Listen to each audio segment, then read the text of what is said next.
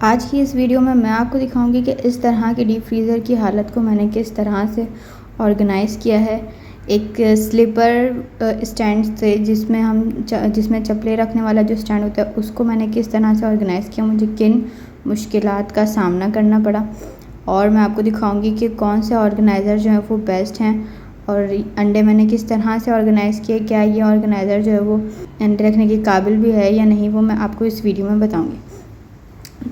तो शुरू करते हैं व्लॉग। अस्सलाम वालेकुम, कैसे हैं सब लोग? उम्मीद है सब लोग ठीक ठाक होंगे। मैं भी यहाँ ठीक ठाक हूँ, अल्लाह का शुक्र है। तो देखिए जी, मेरे फ्रिज की हालत, डीप फ्रीज़र की अगर इस तरह की हालत अब आप लोगों की भी हो जाती है तो ये व्लॉग एंड तक लाजमी देखिएगा। और हमने इसकी किस तरह से डीप क्लीनिंग की है और किस तरह इसे ऑर्गेनाइज़ किया है। इसमें जब एक चीज़ ढूंढनी होती थी तो पहले खोल कर खड़े हो जाओ और फिर सोचो कि जो है वो सबसे नीचे वाला बॉक्स निकालने के लिए मुझे कितनी मेहनत करनी पड़ेगी, ऊपर के कितने बॉक्सेस हटाने पड़ेंगे जो मुझे सबसे नीचे वाला बॉक्स मिल जाएगा।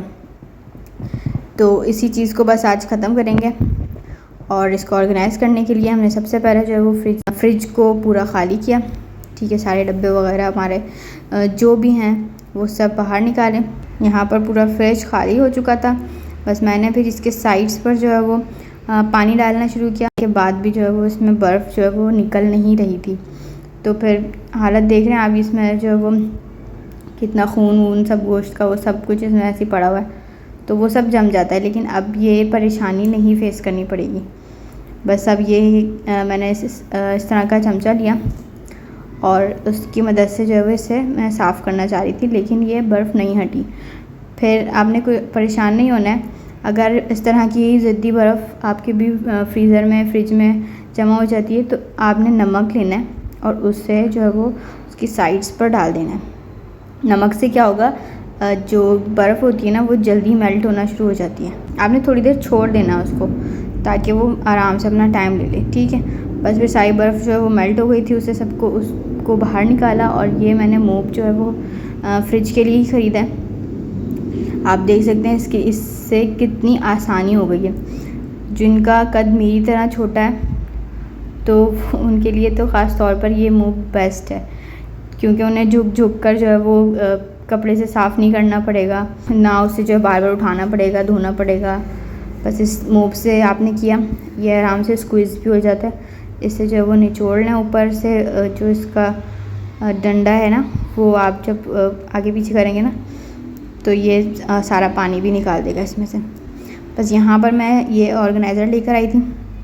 इसे बेसिकली जो है वो नॉर्मली सब लोग जो है वो स्लीपर्स के लिए यूज़ कर रहे होते हैं या फिर किचन में किसी पर्पस के लिए बर्तन वगैरह रखने के लिए इस्तेमाल हो रहा होता है। ज़्यादातर ये चप्पलों के लिए इस्तेमाल हो रहा होता है। फिर मैंने सोचा कि फ्रिज के लिए भी कुछ इस तरह का होना चाहिए, तो कुछ समझ नहीं आ रहा था। मैंने कहा ये ही बेस्ट है ऑप्शन डीप फ्रीज़र के लिए। फिर मैंने इसे मंगवाया। इसके साथ ये जो भी इसके टूल्स वगैरह थे वो ये सब मिले थे।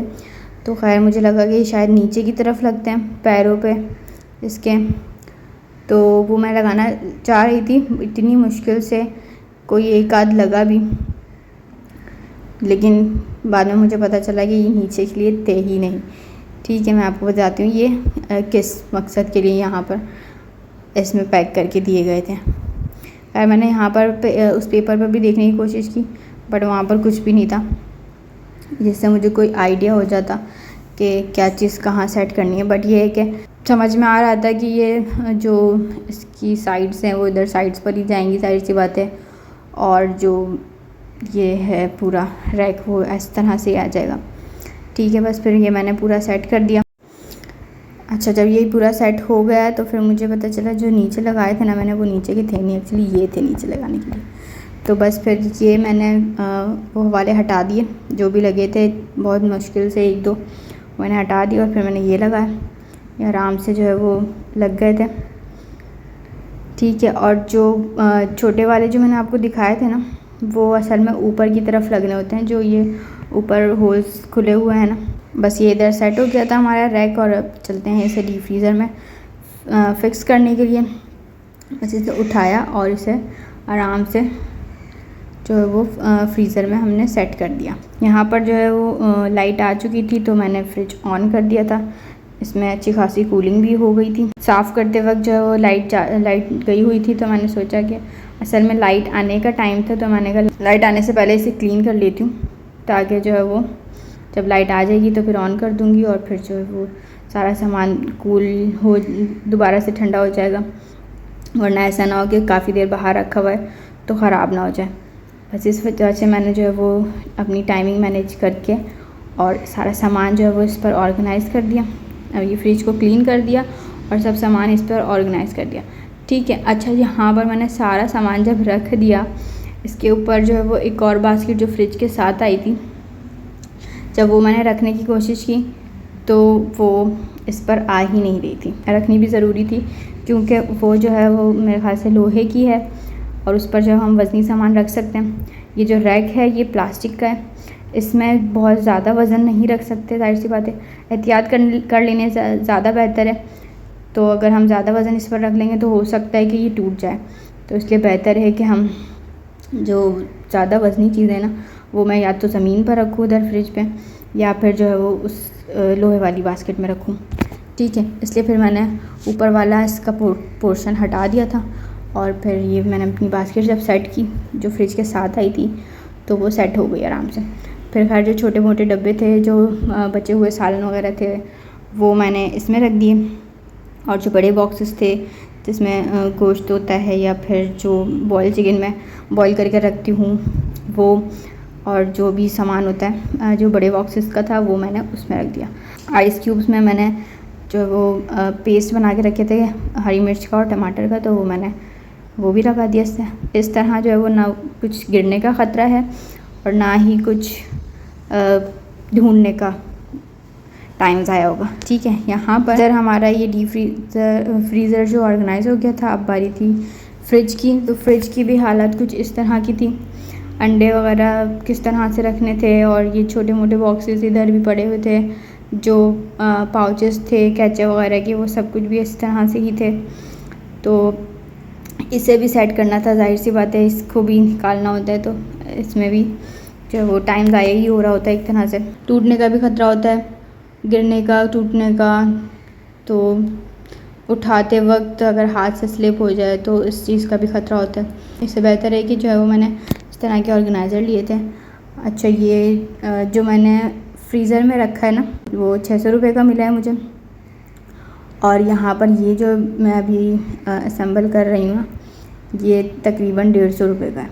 तो इतना ज़्यादा कोई ख़र्चा भी नहीं है कि मतलब आपको बहुत ज़्यादा एक्सपेंसिव ऑर्गेनाइज़र्स ख़रीदने की कोई ज़रूरत नहीं है। फ्रिज के अंदर ही रखना है आपने।